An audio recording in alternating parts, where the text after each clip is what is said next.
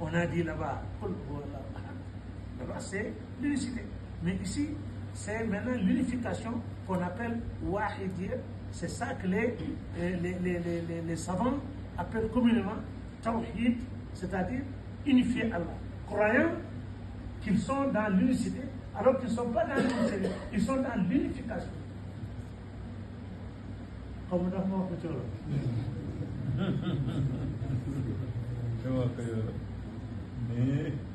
C'est-à-dire, lii ñuy wax tawxiid mooy action bi ngay wéetalee yàlla ña koy wax dañ dafa ne ñu ngiy wéetal yàlla fekk nag egguñ ci wéetaay ba ña nga ca lay wéetal c'est différent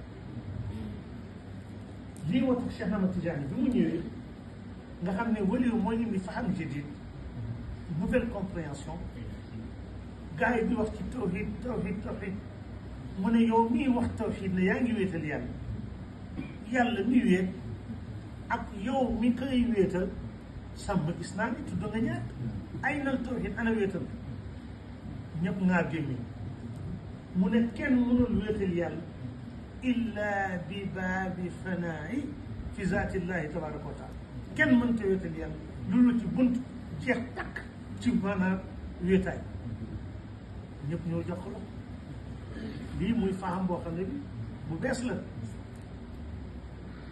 daa ngi yóbbu tawhid bon lépp di ko delloo yàlla mais fàtte nañ seen bopp ñoom ñi nga xam ne seede nañ loolu ñoom ñi nga xam ne ñu ngi wax loolu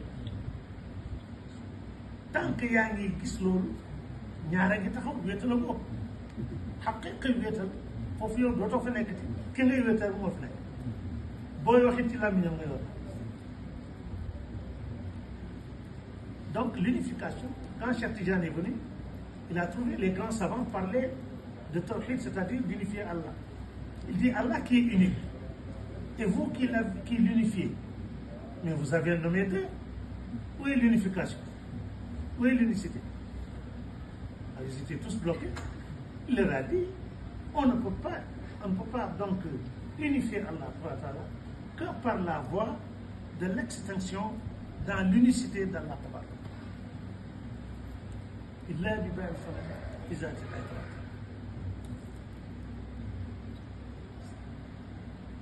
Maintenant, Cheikh Ibrahim revient. Quand il a dit écoutez bien, le prophète, avant les créatures, a unifié son Seigneur, l'essence divine, le Zat, a pu, dans les contours de la représentation divine, dit que ces contours sont les dernières, n'est-ce pas, de ces manifestations.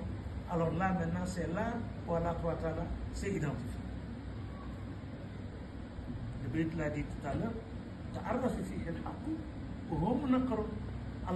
s'est identifié à lui, et lui, le prophète sallallahu alayhi wa sallam, il s'est masqué.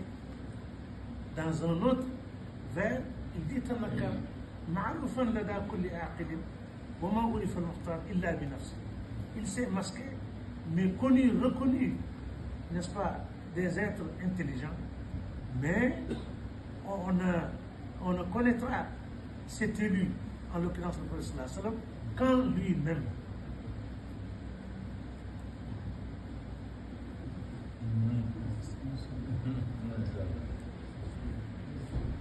Donc nous rendons grâce à Allah. Maintenant, quand Allah a voulu que le monde existe, pour expliquer ce qu'on vient de développer, à savoir que le prophète sallallahu alayhi wa sallam c'est une lumière émanant de la lumière divine, et que toutes les créatures émanent de la lumière du prophète sallallahu alayhi wa sallam. Quand Allah était dans son unicité, ce qu'on appelle Hadrat al-Qudsi, c'est-à-dire la présence sainte, la présence pure d'Allah Ta'ala, cette présence s'est manifestée pour dégager en tout cas une lumière qui doit maintenant être la première existence et qui porte les qualités, n'est-ce pas, et les attributs, n'est-ce pas, et même l'essence de cette unicité d'Allah, qui est donc essence en Allah et existence en Rasul sallallahu alayhi wa sallam. Zatan inda Allah tabaraka ta'ala ou imdadiyan inda Rasul sallallahu alayhi wa sallam. Alors là maintenant, Cheikh Ibrahim revient, parce que là il est seul, du Cheikh Ibrahim, dans ses poèmes, du prophète sallallahu alayhi wa sallam, entre cette lumière divine et cette lumière de son messager, de son esclave. Là, c'est pas n'importe quel poète qui navigue là-bas. Il n'y a que Cheikh Ibrahim qui en parle. Il dit Nabi qabla al-kawn wahada rabbuh.